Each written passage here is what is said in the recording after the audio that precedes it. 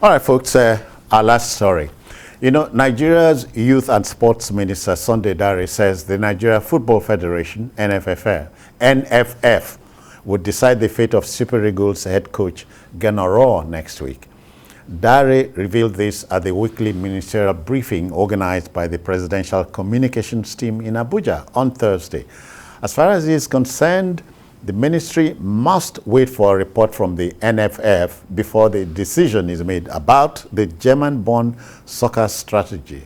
Are we not familiar with the running of sports in this country? Many people seek advice only after their minds are made up. Emmanuel Akindubuwa has joined us. Emmanuel, I greet you. Good evening. Good evening, Citizen. Good to be here. Yeah. Are we not familiar with the way sports is run in our country?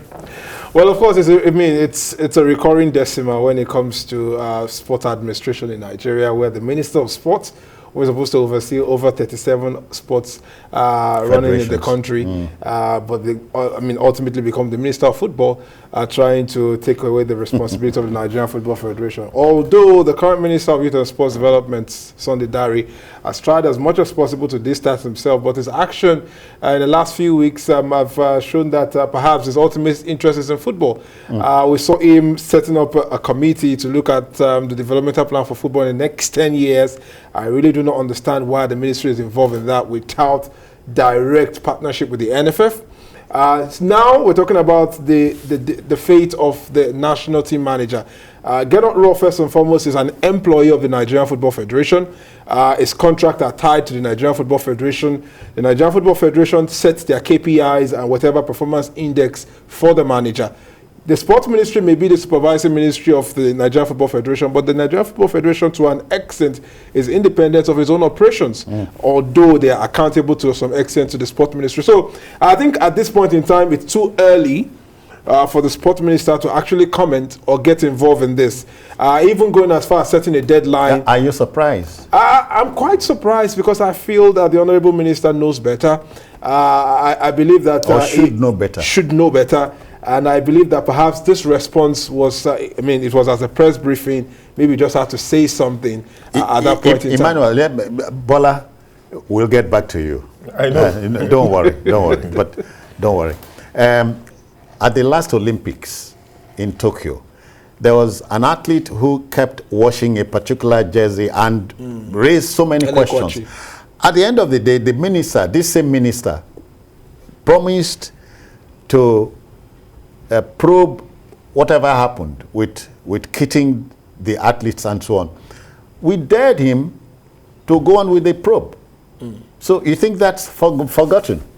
Well, you know what I'm talking about. I think, we cannot fault the passion of the Honorable Minister to ensure that sports gets a facelift. You are not defending him. I would state it here, the fact. If he's doing the right thing, we appraise him. If he's not getting it right, we'll draw his attention to it.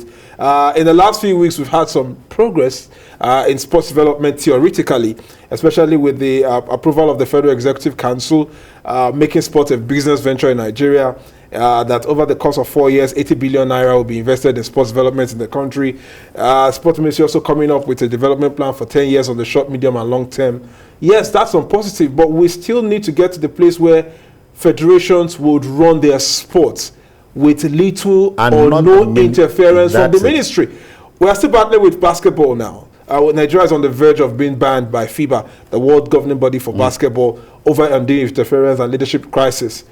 In football, it took, Gianni Infantino's threat in the last dispensation by, the former minister's name, where he was trying to impose a leader on the NFF before NFF could actually stand on their feet and assert their autonomy in that one. So I think the sport ministry should set the framework, set an enabling environment for these federations to do their job. If the federations are doing their job, the Athletics Federation is doing their job, nobody's going to blame the Honorable Minister for an athlete washing their clothes, because at the end of the day, it's the Athletics Federation that should be responsible for the kitting of their athlete at the major festival like that. Emmanuel, let me go to Bola, so you won't be a lame duck here.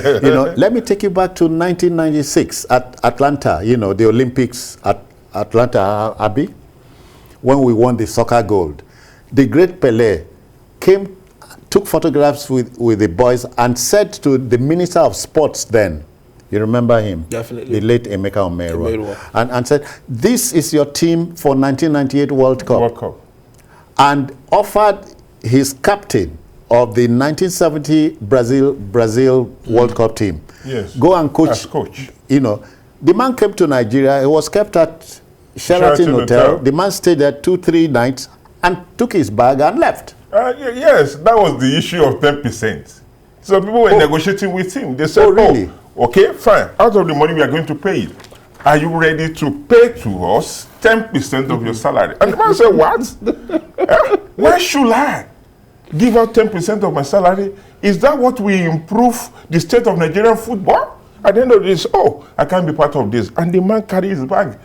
And left the country? He left the country. And since then, our football has been on the nosedive. Now, the issue is this, Citizen Jones. Fine, this is a football-playing country. Nigerians and the world know us for it. But in as much as that, as he rightly said, we have about 37 federations. Why is it that we face football? In 1994 at Atlanta, yes, we were the number 5 footballing country on the planet. Yes. But they sacked the coach, yes, Westerhoff, yes, and brought in a Nigerian. Yes. He later died, unfortunately. And we owed him till he died. Yes. And there's no record now that he's been paid. We owed Keshi.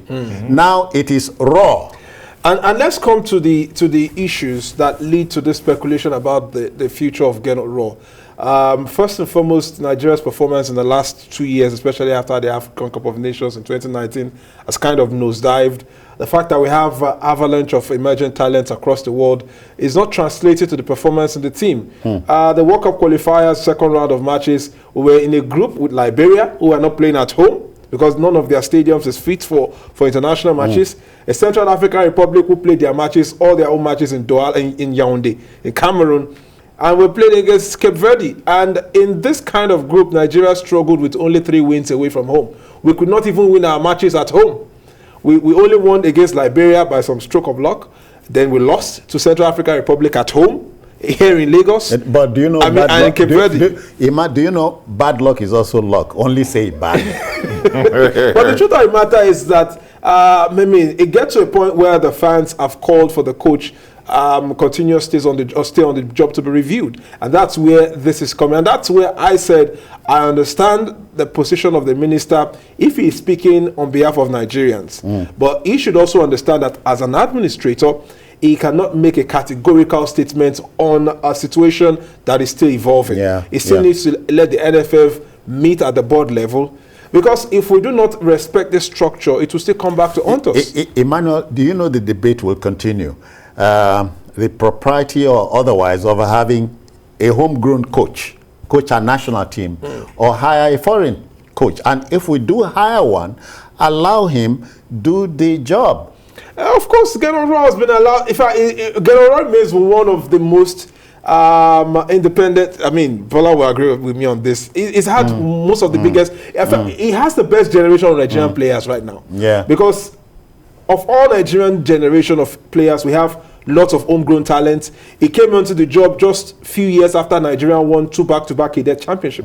When Nigeria did well at the Under-20 World Cup, when Nigeria did well at the Under-23 Olympic Games. He came on, just months after Nigeria won the so he had lots of young talents to work with. But 5 years down the line, what has Gernot Rohr been able to mold out of these players? Absolutely nothing. Bola, in my part of the world, they say when you send Peking message, no follow and go.